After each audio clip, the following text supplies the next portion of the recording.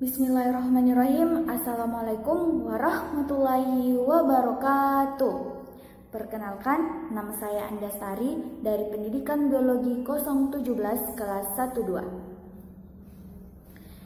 Baik, pada kesempatan yang sangat berbahagia ini saya akan membahas mengenai ruang lingkup ekologi tumbuhan. Sebelum jauh melangkah membahas mengenai ruang lingkup ekologi tumbuhan, terlebih dahulu kita harus mengetahui apa sih arti dari kata ekologi itu sendiri, berasal dari mana, siapa yang mengemukakannya pertama kali. Nah, saya akan membahasnya pada materi atau pengertian dari ekologi itu sendiri. Jadi, ekologi itu berasal dari bahasa Yunani yang terdiri dari dua kata, yaitu ekos dan logos. Jadi, saya ulang kembali, ekologi itu berasal dari bahasa Yunani yang terdiri dari dua kata, yaitu ekos dan logos. Di mana ekos merupakan rumah atau tempat tinggal, sedangkan logos merupakan ilmu. Jadi, ekos merupakan rumah atau tempat tinggal, sedangkan logos adalah ilmu. Kita ulang kembali, ekologi itu berasal dari bahasa Yunani yang terdiri dari dua kata, yaitu ekos dan logos. Di mana ekos merupakan rumah atau tempat tinggal, sedangkan logos merupakan ilmu. Kata ekologi atau istilah ekologi ini pertama kali dikemukakan oleh Ernest Haeckel pada tahun 1866. Jadi, kata ekologi atau istilah ekologi ini pertama kali dikemukakan oleh Ernest Haeckel, seorang ilmuwan yang berasal dari Jerman. Dia mengemukakan istilah ekologi itu pada tahun 1866. Ernest Haeckel ini berpendapat bahwa ekologi merupakan ilmu yang mempelajari interaksi makhluk hidup di rumah atau di alam sekitarnya. Jadi, menurut Ernest Haeckel, ekologi merupakan ilmu yang mempelajari interaksi makhluk hidup di rumah atau lingkungannya. Secara umum, ekologi merupakan ilmu yang mempelajari hubungan timbal balik antara makhluk hidup dengan lingkungannya. Jadi, secara umum, ekologi itu merupakan ilmu yang mempelajari hubungan timbal balik antara makhluk hidup dengan lingkungannya. Jadi, kita telah membahas mengenai apa itu ekologi.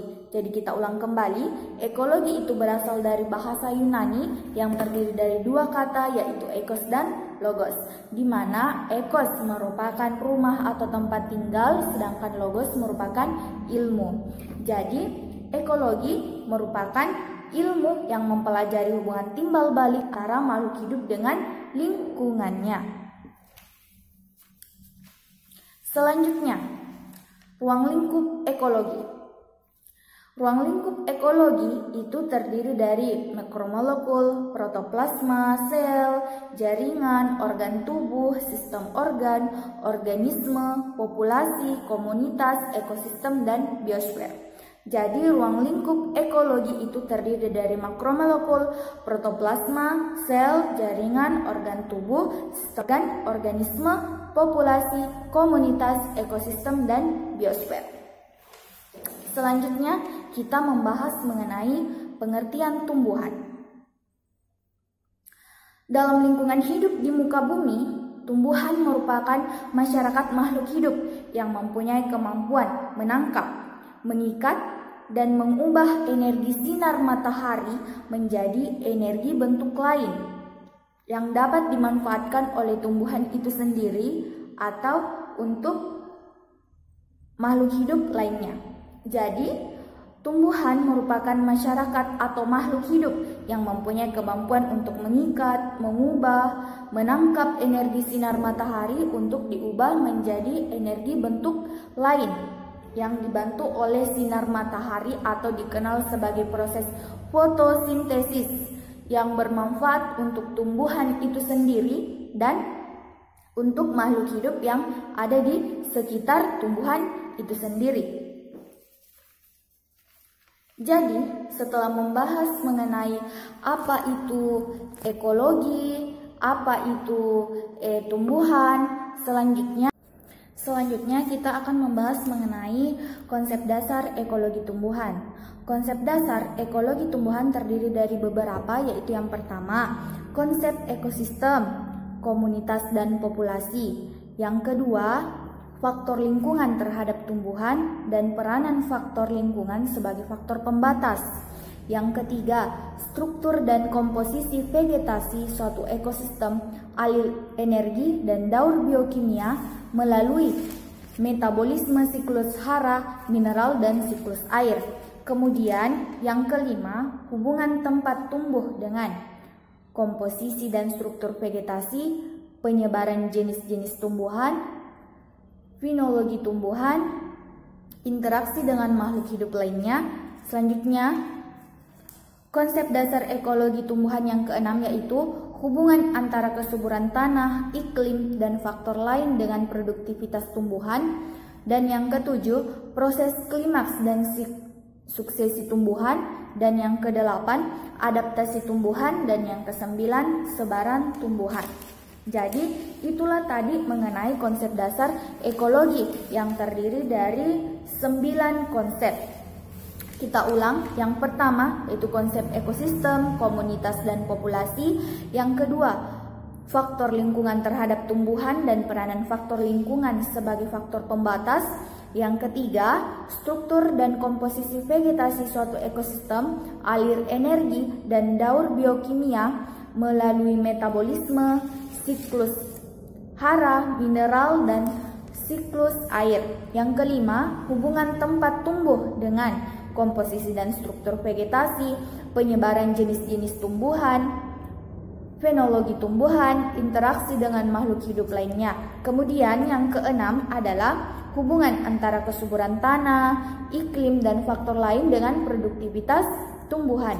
Yang ketujuh, proses klimaks dan suksesi tumbuhan. Yang kedelapan, adaptasi tumbuhan. Yang kesembilan, sebaran tumbuhan. Nah, itulah tadi konsep dasar ekologi tumbuhan yang terdiri dari 9 poin. Selanjutnya,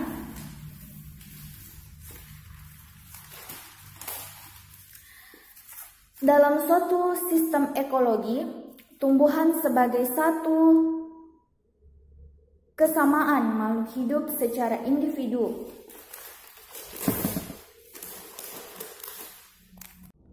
Jadi, dalam satu sistem ekologi, tumbuhan sebagai satu kesatuan makhluk hidup secara individu disebut sebagai jenis atau spesies yang kemudian berkelompok atau bersama-sama dengan sesama jenisnya untuk membentuk populasi tumbuhan. Jadi, dalam satu sistem ekologi tumbuhan, sebagai salah satu kesatuan makhluk hidup secara individu disebut sebagai jenis atau spesies yang kemudian bersama-sama atau berkelompok dengan sesama jenisnya untuk membentuk populasi tumbuhan. Jika kajian aspek ekologi tumbuhan hanya pada tingkat populasi tumbuhannya saja, dinamakan autoekologi atau ekologi populasi. Misalnya, berkaitan dengan tahap kehidupan atau respon dan penyesuaian diri terhadap faktor lingkungan hidupnya. Jadi, ekologi tumbuhan merupakan cabang ekologi yang memiliki cakupan yang cukup luas yang mencakup berbagai jenis, populasi, komunitas tumbuhan, dan ekosistemnya. Di mana ekologi tumbuhan merupakan satuan dasar ekologi yang menjadi dasar penelaahan tentang interaksi menjadi dasar berbagai faktor tumbuhan dengan ekologi atau ekosistem. Di mana kajian tentang ekologi ini terdapat 2 faktor atau ada 2 hal yang harus diperhatikan, yaitu komponen biotik dan komponen abiotik. Komponen biotik itu komponen yang hidup atau contohnya itu hewan, tumbuhan, dan lain sebagainya. Selanjutnya komponen abiotik atau komponen yang tidak hidup, contohnya itu ada air, cahaya, habitat, batu, dan sebagainya. Jadi, dapat kita tarik kesimpulan dari keseluruhan materi yang telah saya bahas. Ekologi tumbuhan merupakan suatu cabang ilmu pengetahuan yang membahas atau mempelajari hubungan timbal balik antara makhluk hidup dengan lingkungan yang ada di sekitarnya. Jadi mungkin itu yang bisa saya sampaikan. Lebih dan kurangnya mohon dimaafkan. Wabillahi taufiq wal hidayah. Wassalamualaikum warahmatullahi wabarakatuh.